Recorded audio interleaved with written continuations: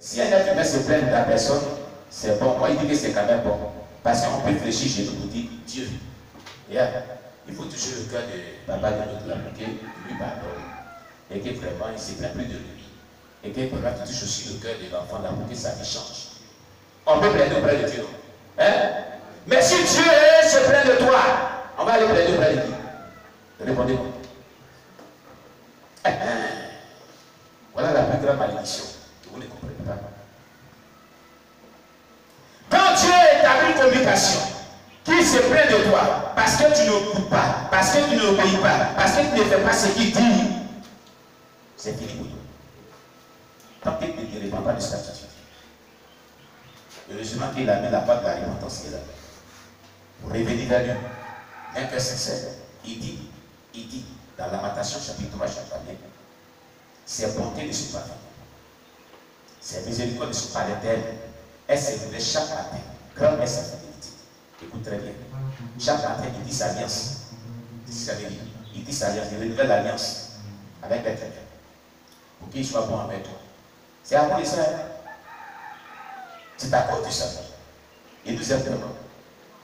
Chaque matin, dans sa bonté là, qui est infinie là, quand il te réveille matin, qu'il te adresse la prière, il dit une nouvelle alliance avec toi, il renouvelle sa bonté avec toi. Chaque matin, il renouvelle sa miséricorde avec toi. C'est après son vie. Sinon, l'être humain est très désobéissant de nature. Regardez maintenant comment l'onction a commencé à venir dans la vie de cet homme. Oui, revenons à Exode, notre texte de base. Exode chapitre 1. Je vais prendre un peu à partir du verset 13 à 14. On relit. Relit le verset 13. Verset 14. Exode chapitre 3. Oui. Le verset 13 à 14. Moïse dit à Dieu. Moïse dit à Dieu. J'irai donc vers les enfants d'Israël. J'irai donc vers les enfants d'Israël. Et je leur dirai. Et je leur dirai. Le Dieu de vos pères m'envoie vers vous. Le Dieu de vos pères m'envoie vers vous. Mais s'il me demande quel est son nom, s'il me demande quel est son nom, ce Dieu, que leur répondrai-je? Que leur répondrai-je? On va te changer. Pour ceux qui connaissent un peu l'histoire, Dieu l'avait déjà envoyé. Dieu lui dit, va. J'ai vu la souffrance de mon peuple, je suis descendu vers eux. Va pour les libérer. Alors, c'est Dieu qui engage la conversation avec Moïse premièrement. C'est Dieu qui crée le cadre de communication. Et ça a été toujours comme cela. C'est Dieu qui fait le premier pas qui vient vers l'homme. Parce qu'il l'aime. Voyant les dispositions et les potentiels qui sont dans l'homme, qui veut vraiment se saisir pour faire son œuvre, il vient vers toi pour un appel. Il vient vers toi pour un appel parce qu'il t'a tant aimé. Il veut t'envoyer dans un univers de sa grâce. Pour que tu bénéficies de cette grâce. Pour que tu n'arrives pas de grâce en grâce. Tu comprends? Est-ce que tu comprends? Quelqu'un me comprend bien? Alléluia. Donc Dieu avait engagé Moïse dans une mission. Dieu l'a envoyé dans une mission. Moïse maintenant va demander. C'est ce que je vous demande. Moïse va demander à Dieu. Tu m'envoies là. C'est Jévé. Et comme il demande. Qui est ce Dieu là? Comment il s'appelle? Je vais dire quoi? N'est-ce pas là une communication qui est établie? Hein? N'est-ce pas là une conversation qui est établie? Mais est-ce que quand Dieu te parle, tu lui poses des questions? Tu lui poses des questions. Tu le questionnes sur beaucoup de choses, mais Dieu ne comprend pas. Tu le questionnes. Est-ce que tu le questionnes? Regardez Moïse ce qu'il fait. Mais tu m'envoies 7. Je ne refuse pas de partir. Mais et alors, quand je serai en face de lui, et qu'il dirait que votre Dieu, votre Père m'a envoyé vers vous, et qu'ils me diront quel est son nom, je ne réponds pas. Parce que moi, je ne connais pas ton nom. Moïse avait raison. Ou bien il n'a pas raison. Il avait raison parce qu'il a grandi dans la cour royale de Pharaon. Il connaissait le Dieu Pharaon, il ne connaissait pas le Dieu des Hébreux. Il ne le connaissait pas. Donc voici quelqu'un qui ne connaît même pas un Dieu. Il ne connaît pas une personne qui dit ça, qui habite à lui. Mais il faut qu'il puisse le connaître d'abord. avant de parler de cette personne-là aux autres. Tu comprends? Avant que tu n'aies pas de Jésus-Christ à ton prochain, il faut que tu l'aies expérimenté. Il faut que tu l'aies connu. Il faut apprendre à le connaître, sinon on ne peut pas connaître Dieu totalement. David dit, apprends-moi à te connaître. Amen. Il faut apprendre à le connaître et connaître certains aspects de sa personnalité, de sa vie. Les maîtriser bien d'abord. Avant de te lever, pour aller parler de ce Dieu aux autres. Moïse devait se lever pour aller parler de ce Dieu aux Juifs. Mais il cherchait à le connaître. Je sais dire, si on me pose la question, quel est son nom? Je dis quoi? Je leur réponds quoi? Puisque je ne connais même pas ton nom, je ne te connais pas. Moi qui sais, tu sais toutes choses. Tu sais que là où j'ai grandi, c'est dans la cour de Pharaon. C'est là-bas que tu as permis que je sorte et puis je vais me réfugier ici. On cherchait à me tuer, les filles, je suis venu ici, mais c'est ici que tu m'as croisé. Donc, dis-moi ton nom. En d'autres termes, c'est ce que ça veut dire. N'est-ce pas la vie communication? N'est-ce pas la vie conversation qui commence? Un dialogue qui commence? Une relation d'intimité qui commence? Le premier pas pour que l'onction descende dans votre vie, pour que l'onction se manifeste dans votre vie, il faut que vous établissiez une relation de communication avec le Saint-Esprit. Journalière. Journalière. Tu comprends bien? Amen. Mais la case de départ, au temps de Moïse, il n'y avait pas de Bible. Il n'avait pas de Bible. Le seul moyen qu'ils avaient, c'est l'expérience avec Dieu seulement. Mais la communication avec Dieu commence par l'étude de la Bible personnelle, la lecture de la Bible personnelle. Dieu va te parler au travers de sa parole d'abord dans un premier temps. Quand tu vas commencer à lire la Bible, tu comprends? Il y aura des passages, des versets qui te parleront personnellement. Personnellement. Amen. Continuons notre lecture. Dieu dit à Moïse. Dieu dit à Moïse. Je suis celui qui suis. Ah, voilà son nom qu'il donne. Le véritable nom de Dieu qu'il a donné premièrement, ce n'est pas l'Éternel. Ce n'est pas Dieu. Il dit, mon nom est je suis celui qui suis. Donc si tu dis, je suis celui qui suis, intervient, tu parles de Dieu. C'est son nom. Je suis celui qui suis. Voilà le véritable nom de Dieu qu'il a commencé à donner, qu'il a commencé à dévoiler à Moïse. Mais il a donné encore un autre aspect de ce nom. Il ne s'est pas arrêté là. Et il ajouta. C'est ainsi que tu répondras aux enfants d'Israël. C'est ainsi que tu répondras aux enfants d'Israël. Celui qui s'appelle Je suis m'a envoyé vers vous. Celui qui t'appelle Je suis m'a envoyé vers vous.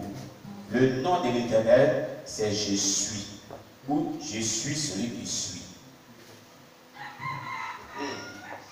Tu comprends? Voilà ce que la Bible te dévoile. Le véritable nom de Dieu, c'est Je suis. Je suis celui qui suis. C'est son nom. C'est ce que les Hébreux appellent en hébreu Yahvé. Yahweh, c'est ça. En hébreu, Yahweh, c'est ça. Yahvé, Y, H, W, H. Il n'y a pas de. Comment on appelle ça? C'est quoi une consonne pour pouvoir dire? Il n'y en a pas. Voilà. En hébreu, là, je suis celui qui suis là, c'est ça qui est là. Yahvé, là, c'est ça qui est là. Amen. C'est ça. Je suis celui qui suis. Ou je suis. C'est le nom de véritable Dieu. Ensuite, tu pries qu'il veut t'adresser à Dieu.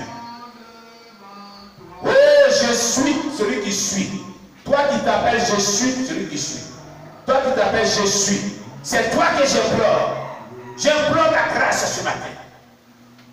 Oh, toi qui t'appelles je suis celui qui suis. Toi qui t'appelles je suis. Interviens dans ma vie. Manifeste la grâce dans ma vie. Au nom de Jésus. Voilà son nom véritable. Tu comprends? Tu comprends? Qui est ce dernier-là? Il y a des gens qui sont attirés d'un mauvais esprit. Amen. Comment quelqu'un... Merci. Alléluia. Quelqu'un m'écoute très bien. Tu comprends? Une communication s'est établie. Regardez déjà. Et par cette communication, Dieu nous révèle qui il est. Ça veut dire quoi? Quand tu auras une communication journalière à Dieu, le don des paroles, de connaissance, des révélations va se manifester. C'est pourquoi la bénédiction des prophètes, Jésus a dit, celui qui reçoit un prophète en qualité de prophète recevra la bénédiction du prophète. La bénédiction du prophète, c'est l'intimité. Ce sont des révélations, ce sont des prophéties. Les prophètes sont caractérisés par des révélations. Regardez, la communication l'a amené Moïse à recevoir des révélations. Dieu révèle sa nature et il révèle son identité, disons, à Moïse. Il révèle son identité, il dévoile ce qui était caché. Comprenez? Communication avec le Saint-Esprit active l'onction du don des paroles de connaissance, du don des révélations. Comprends cela. Si tu veux opérer dans les révélations, pour que Dieu te dévoile la vie des gens, pour que tu aies des révélations puissantes, il faut entretenir une vie de communication journalière intime avec le Saint-Esprit. Il te parlera sur la maison éclair. Il ne te cachera rien. Abraham fut un homme de communication d'intimité avec Dieu. Souvenez-vous. Dieu lui a parlé comme ça. Sors de ta patrie. Il n'a même pas regardé son père et sa mère pour aller les consulter. Il dit, en novembre, mon commandant, ça va, tu vois, avec moi je m'appelle. Dieu dit à gauche, il dit, je suis là.